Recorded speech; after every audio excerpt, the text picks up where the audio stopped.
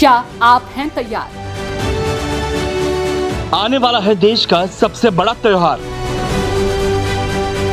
कौन होगा 24 का सरदार? क्या विपक्ष की होगी नई अपार, या जनता चुनेगी फिर से वही सरकार? आज हमारे साथ हैं बहुजन समाज पार्टी के प्रत्याशी शिव प्रसाद यादव जी, जिनसे मैं बात करता हूं कि मैनपुरी लोकसभा किस तरीके से जीत हासिल करने वाले हैं। नमस्कार। नमस्कार। नमस्कार।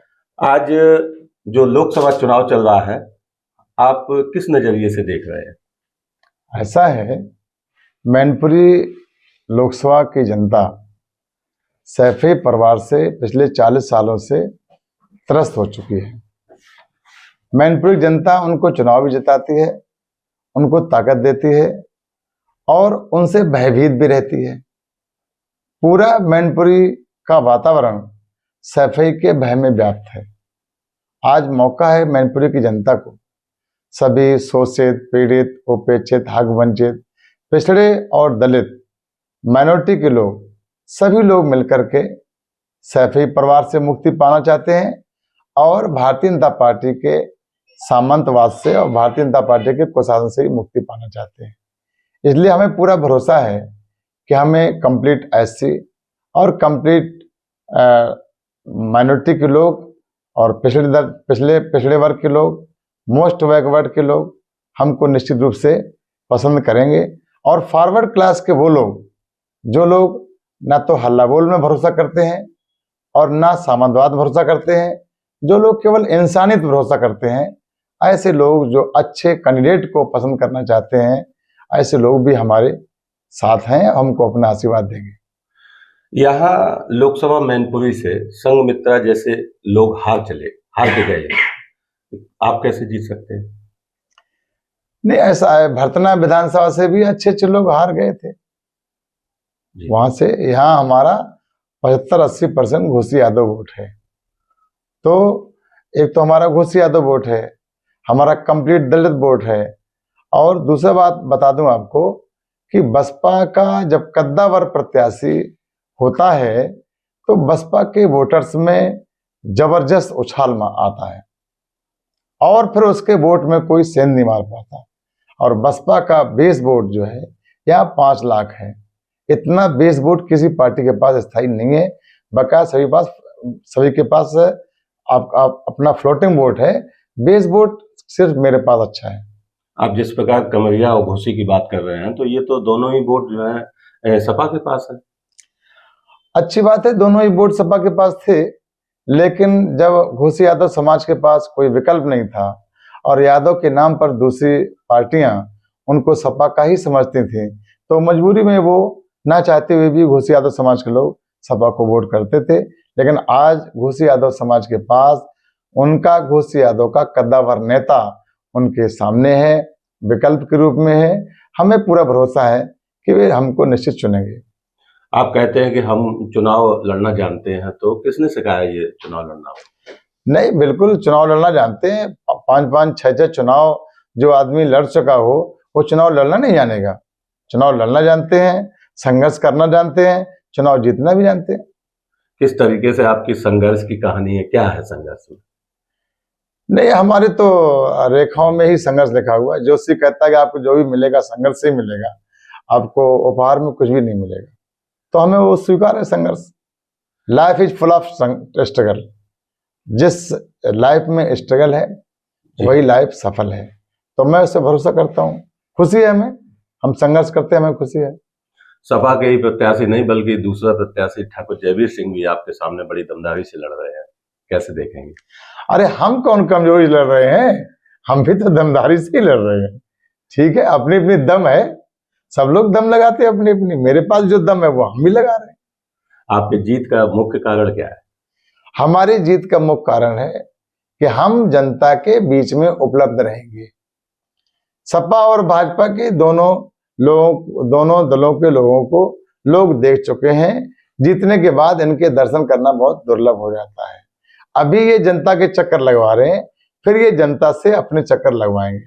लेकिन हम हमेशा जनता के हैं, जनता के बीच में रहेंगे।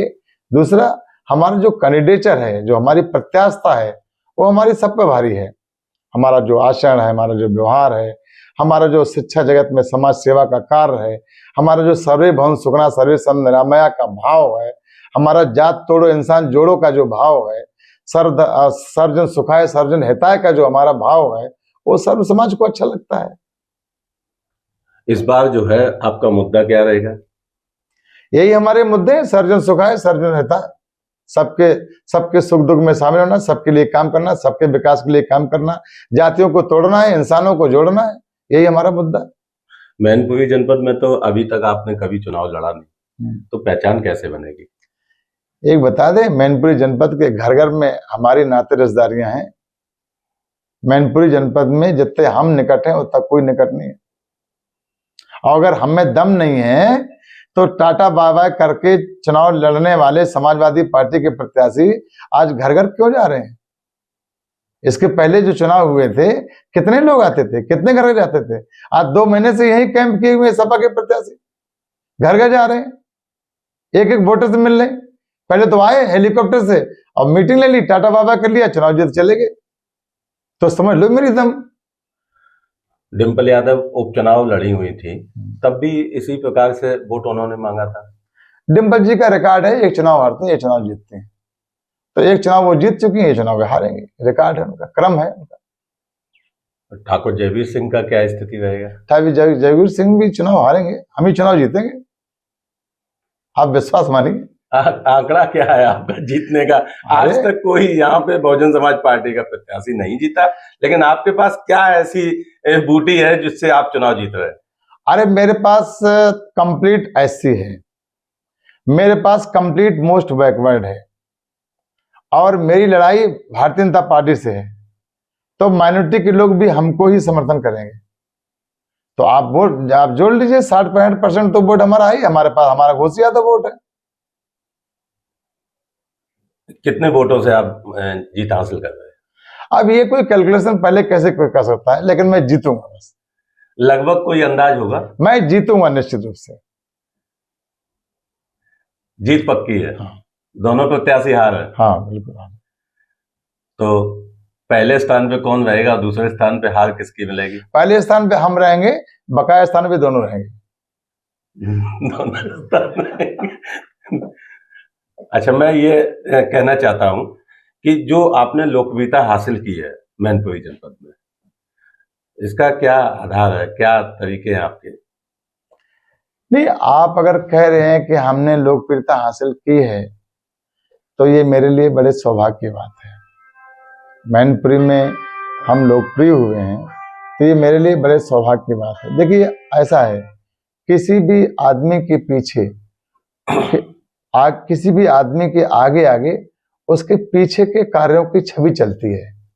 तो अगर मैनपुरी में भी मैं लोकप्रिय हूं तो इसका मतलब है मेरे पीछे के कार्य, पीछे के व्यवहार, पीछे का आचरण, पीछे की पर्सनालिटी जरूर यहाँ तक आई है और तभी हम यहाँ पर लोकप्रिय हुए हैं। अच्छा, आपसे मैं ये जानना चाहता हूँ कि जैसे मान लीजिए आपने जीत हासिल कर ली, उसके बाद आप किन कार्यों को सबसे पहले उठाएंगे? अगर हम जीतेंगे तो जीतने के पहले दिन सफाई का आतंक खत्म, बिना कुछ किए धड़े। इस सैफई का क्या आतंक है, इस पे बात हो जाएगी? अरे भैया, सैफई वालों ने पूरे उत्तर प्रदेश के 3 करोड़ यादवों के प्रतिनिधित्व को खत्म कर डाला है। केवल पूरे प्रदेश के यादवों को बर्बाद करके केवल अपने परिवार को आबाद किया है। उनका ये आतंक नहीं है क्या? जितने भी कद्दावर नेता थे, घोष यादव समाज के, ग्वाला यादव समाज के, सबको बर्बाद करके रखा है। सबको अपना चपरासी बना के रखना चाहते हैं, खुद राजा बनना चाहते हैं और पूरे यादवों को वोटर बनाना चाहते हैं। उनके घर में जो पैदा होगा वही नेता पैदा होगा, बकाया सब चपरासी पैदा होंगे, गुलामी करेंगे। ये आतंक नहीं और क्या है?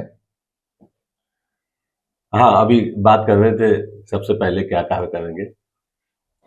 नहीं, सबसे पहले तो जीतने के दिन सफाई का आतंक खत्म होगा जी। इसके बाद में हम मैनपुरी के बेरोजगारों के लिए, नौजवानों के लिए, यहाँ पर किसी सरकार ने काम नहीं किया, यहाँ पर कोई फैक्ट्री, कोई उद्योग धंधा, कोई कल कारखाना नहीं हुआ।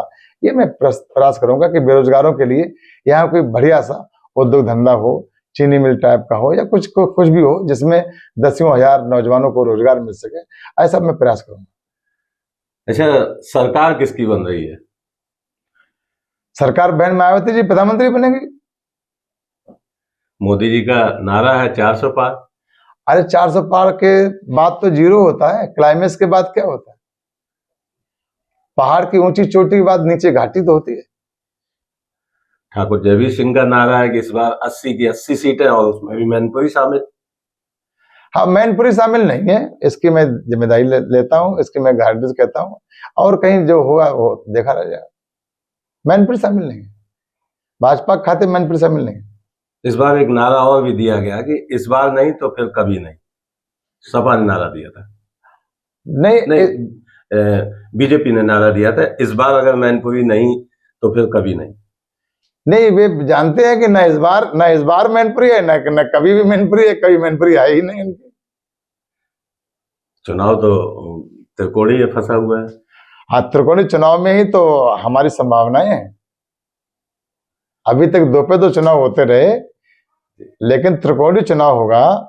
यहाँ पर 8 साढ़े 8 लाख वोट पड़ेगा, हमारा 5 लाख बेस वोट है, मोस्ट बैकवर्ड है। मैं जनता के बीच में जाता हूँ, सर्व समाज के लोग हमको समर्थन करते हैं। हमें भरोसा है कि 3.5 पौने 4 लाख वोट मिलेगा, हम जीतेंगे। तो इस बार जो है आपने बहुजन समाज पार्टी के प्रत्याशी से जो बात सुनी है, आप देख रहे हैं पूरी तरीके से जीत हासिल कर रहे हैं। अब देखना ये होगा कि 7 मई आने वाले समय में कितना वोट इनके हिस्से में आता है और कैसे जीत हासिल करते हैं, ये देखने वाली बात है।